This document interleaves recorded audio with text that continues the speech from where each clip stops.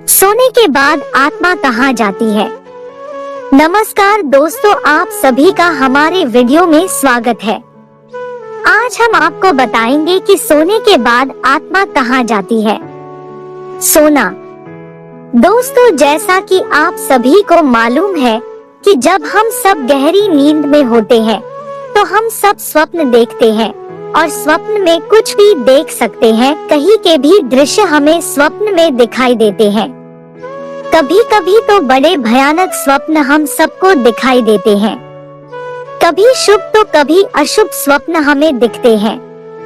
ऐसे में हमारे दिमाग में कभी न कभी यह सवाल जरूर आता है कि आखिर सोने के बाद आत्मा कहाँ जाती है।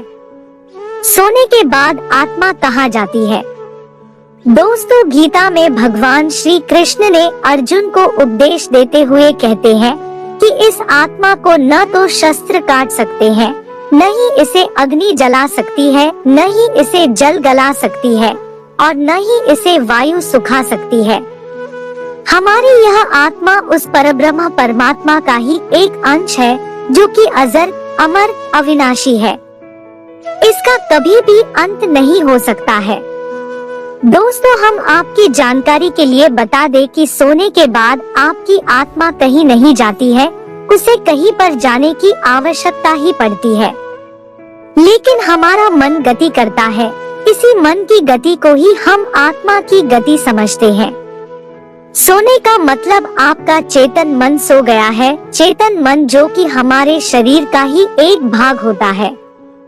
चेतन मन वह है जिसे हम जानते हैं तथा इसी के आधार पर हम अपने सारे काम करते हैं।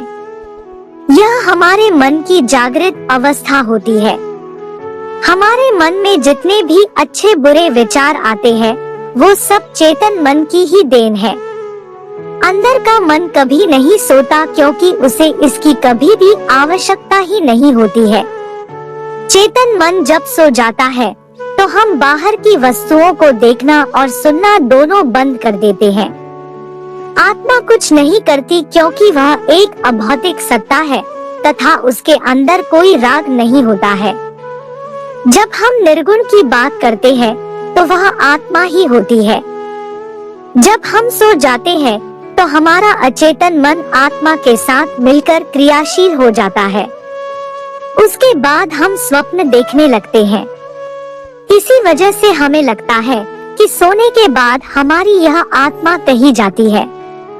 दोस्तों, अचेतन मन चेतन मन से बहुत ज्यादा शक्तिशाली होता है तथा वह चेतन मन से अधिक काम कर सकता है तथा वह भूत और भविष्य दोनों को देख सकता है। मृत्यु के पश्चात आत्मा चेतन मन के साथ नहीं जाता है बल्कि अचेतन मन जाता है। शरीर के साथ ही चेतन मन नष्ट हो जाता है, परंतु अचेतन मन आत्मा के साथ जुड़ा होता है, जिसे हम कर्म का ढांचा कह सकते हैं। अचेतन मन एक सूचनाओं के ढेर जैसा होता है और सोने के बाद आत्मा अचेतन मन से जुड़ जाती है। इसीलिए सोने को दूसरी मृत्यु का भी नाम दिया गया है, क्योंकि जब कोई मनुष्य गहरी नींद में होता है तो उसे बिल्कुल भी होश नहीं होता है। सोने के बाद आपका अचेतन मन आपकी आत्मा के साथ मिलकर भविष्य में चला जाता है तथा वह भविष्य को भी देख सकता है। जब हमारा अचेतन मन भविष्य के अंदर जा चुका होता है तब स्वप्न के माध्यम से हमें भविष्य की कुछ झलक दिखाई देती है।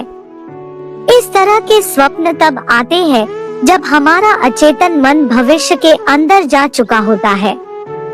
आपको कभी कभी ऐसा आभास होता है कि कुछ बुरा होने से पहले आपका मन विचलित हो जाता है, जो कि अचेतन मन के संकेत है।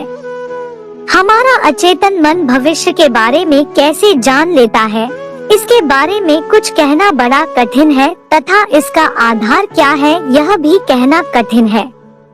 लेकिन ऐसा माना जाता है कि जो भौतिक जगत के अंदर घटित होता है वह उससे पहले सूक्ष्म जगत के अंदर घटित हो चुका होता है।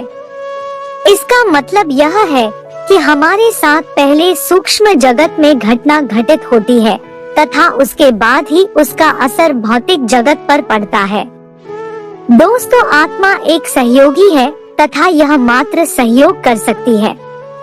इसके कारण यह संभव है कि सोने के बाद दूसरी संभावना यह है कि आपका अचेतन मन भूतकाल को देख सकता है।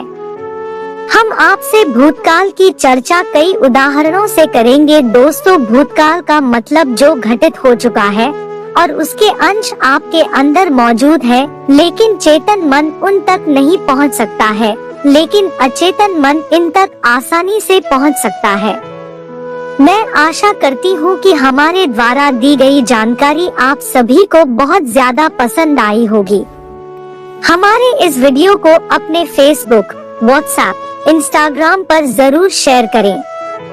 आप हमारे ब्लॉग को जरूर सब्सक्राइब करें, जिससे हमारे लेटेस्ट पोस्ट की नोटिफिकेशन आपको तत्काल मिल सके। धन्यवाद।